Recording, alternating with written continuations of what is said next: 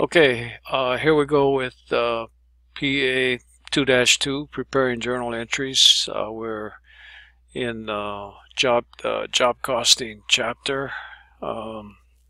So let's take a look. Lamanda Corp uses a job order cost system. On April 1, the accounts had the following balances. So we have a raw materials inventory, work in process inventory, and a finished goods inventory, all with a balance on April 1st. Then we had April transactions, A through H, and this problem looks a lot like what we just did in problem 1. I think the requirements are probably a little different. And so this is kind of a repetition, but it's basically for more practice with the same material. So we have 8 transactions, and what is required? Prepare all of Lamanda's necessary journal entries for the month of April. If no entry is required for a transaction event, select no journal entry required in the account field. And we have a button here to view transaction list. And we have a journal entry worksheet 1 through 8 for each of the 8 transactions A through H. Okay, let's take a look. Transaction A. Purchase materials on account at a cost of $136,000. So we are going to debit raw material inventory and credit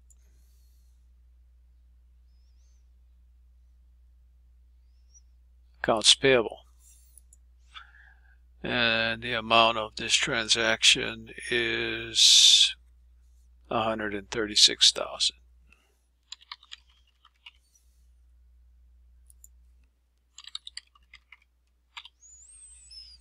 And I believe,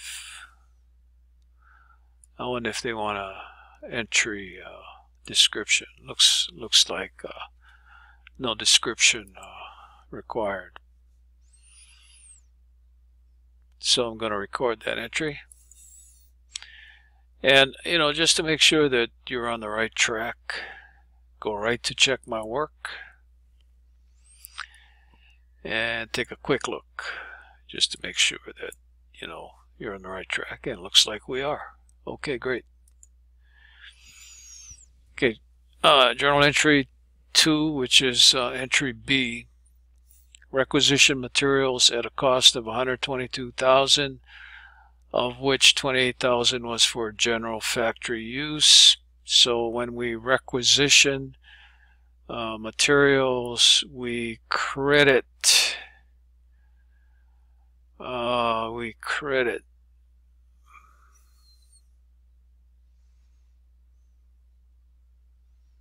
where is that account? We credit raw materials inventory, and that credit again was for $122,000. And our debit is to direct materials, which goes to work in process, and manufacturing overhead, which is for indirect materials, general factory use. So the manufacturing overhead portion, the indirect materials, is $28,000. That's going to be a debit. $28,000. And then I'm doing this entry a little backwards, but it's, you know, it's one way to approach journal entries, whether you know the debit side or the credit side. You fill in what you know, and then it makes it a little easier to calculate what you don't know or what you have to calculate, like what I'm going to do right now, taking $122,000 and subtracting $28,000 to get the direct materials of $94,000. And again, direct materials is debited to work in process inventory. So let's pull up that account. There it is. Let's record it. And again, you know, you can do this at the end when you got all your work done, or if you want to kind of check as you go, it's easy enough to just do that. And we're okay on that one. Okay, entry 3. Recorded factory labor of $155,000, of which $24,000 is indirect. So the difference between 155 and 24 is your direct labor. And so we need to, first of all, debit our direct labor to our work in process inventory. And we need to debit our indirect labor to manufacturing overhead. And the indirect labor again is $24,000. And what are they giving us as a credit account? Let's see. I think we're going to end up using cash, payables, etc. because basically our payable credits would be to various payroll liability accounts and cash for the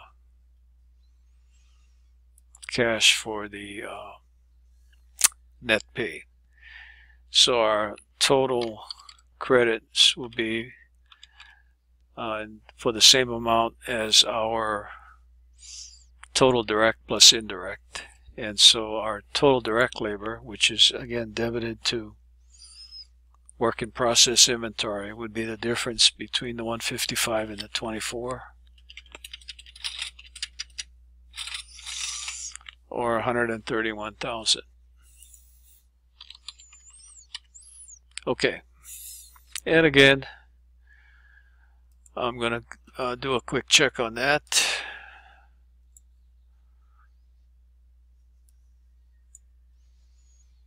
And looks like that isn't the credit account they want us to use for that. So back to the drawing board here and find the better credit.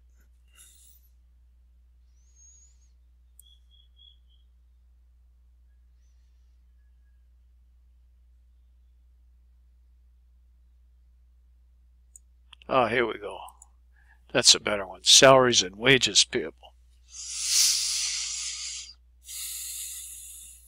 Try that one. See if that's the account they want.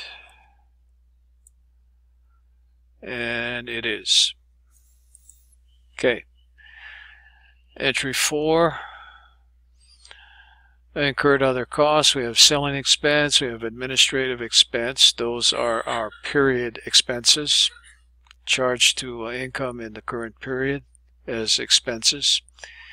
And then we have our factory utilities, factory rent, factory depreciation, which are product costs, which will be charged to our job through manufacturing overheads. So these three amounts, factory amounts, will be added to manufacturing overhead. And it looks like we have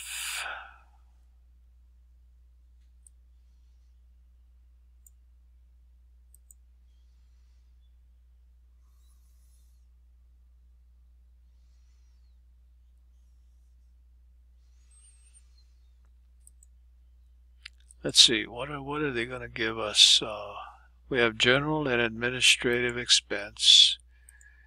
And do we have a selling expense? selling. Oh, we have selling and administrative expense. Okay, so that's better than general and administrative. So we have selling and administrative expense, and we have factory overhead. And so let's see if we can put these in total. So our factory amounts will be 26 plus 30 plus 24, or 80. And our selling and administrative will be 44 plus 15, or 59.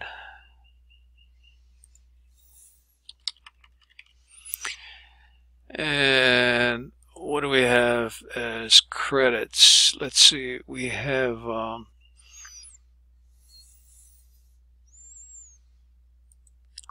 we're going to need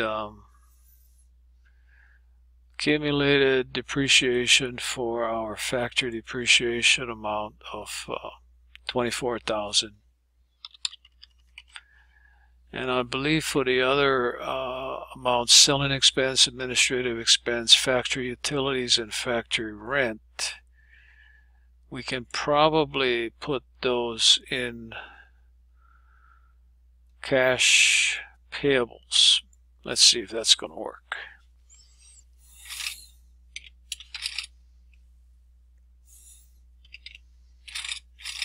$115,000. Okay, let's see if that'll work.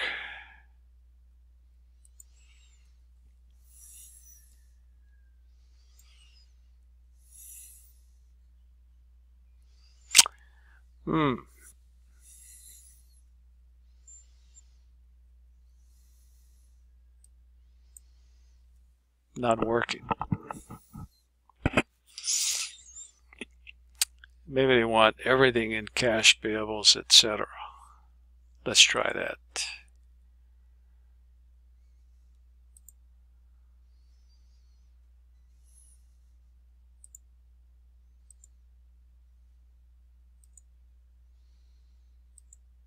And that's going to be 139. And so this will be zeroed out. Let's try that.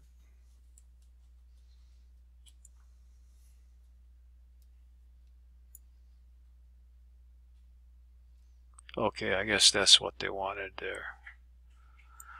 Instead of showing the depreciation as a credit to accumulated depreciation, which is actually correct, they want to have the whole credit in this one catch-all cash payables, etc. Okay. Entry number 5. Applied overhead at a rate equal to 135% of direct labor costs. Our direct labor, let's view our transaction list. Our direct labor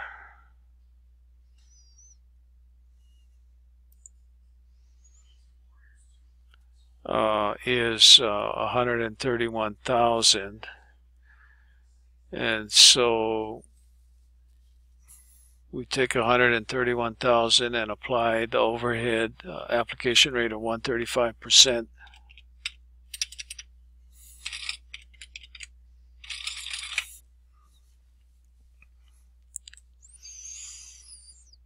And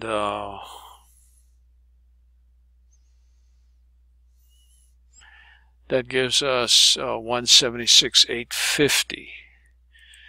So when we apply overhead, we debit work in process and we credit manufacturing overhead in the amount that we just calculated. Direct labor times 135% is 176,850.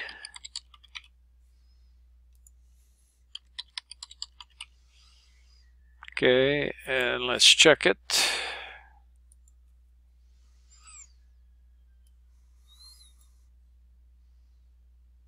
And looks like we're okay there. Okay, entry 6. It's interesting that they use letters for the transactions up above, and yet on this journal entry worksheet they use numbers. Makes it a little confusing.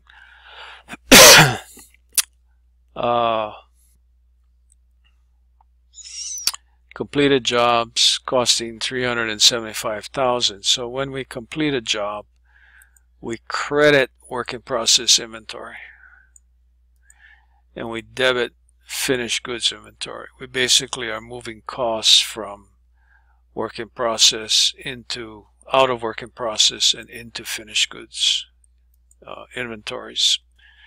And that amount is $375,000. And I'm going to skip the check my work and go on to entry 7. Sold jobs costing $402. So when we sell a job, we credit it out of finished goods. We credit that cost out of finished goods and we debit that same cost into cost of goods sold. And that amount is $402,000.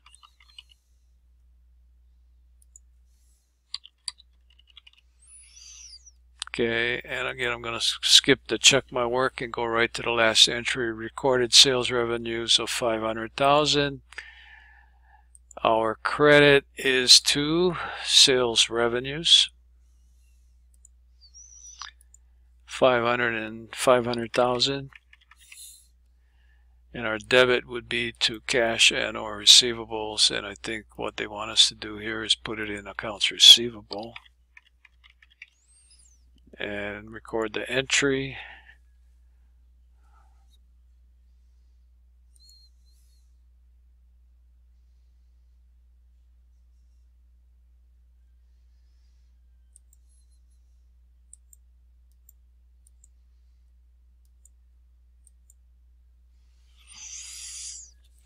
Now I'm not sure why this isn't working, but it does have a note here that debits are recorded before credits. So what I should do is clear and record this debit to accounts receivable, and record this credit to sales revenue. Oops, 102 too few. And let's see if it'll record.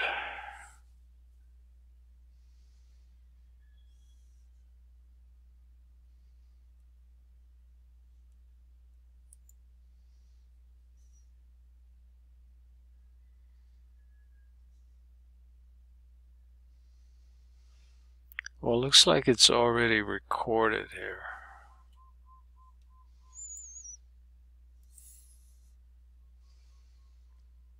So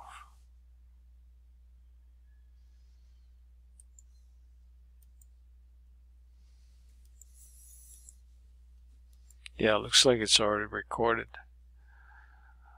Okay, well, let's check the work another time. Make sure our entries are recorded and correct, and they are. Any other requirements? Looks like we're okay. What happens when we submit?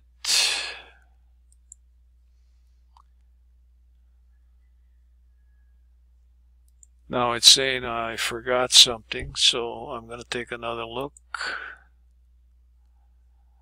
And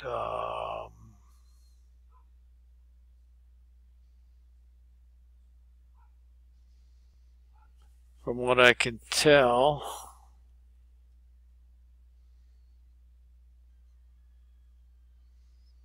oh, wait a minute. Entry 8. Entry 8 isn't there. It's not there. So let's try that again. Entry 8. record sales revenue earned on account, debit accounts receivable,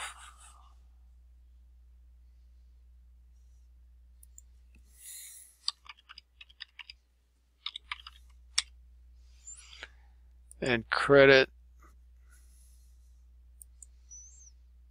sales revenue.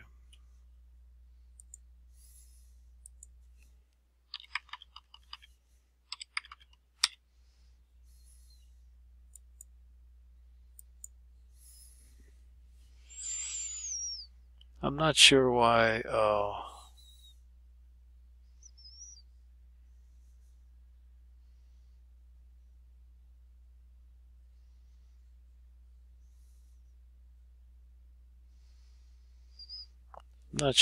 this isn't recording.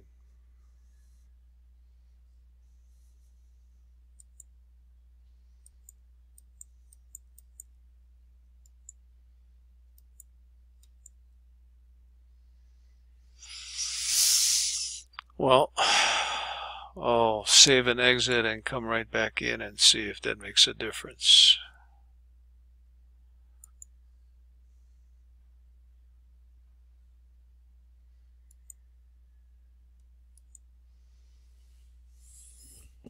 Okay, so we got 8 transactions, and we need to record that last one. So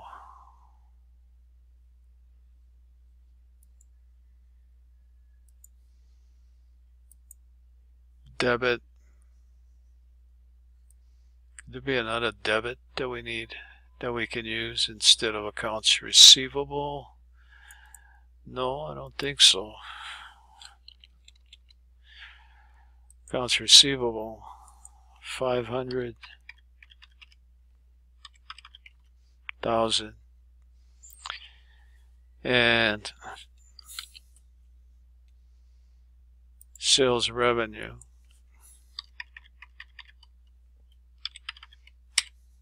500,000. For some reason it's not for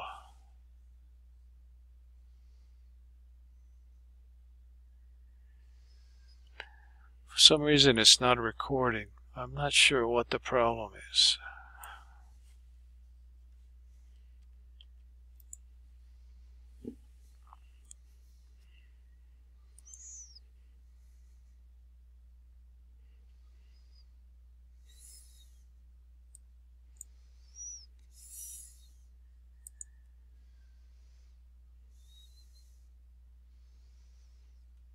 I guess it is recorded.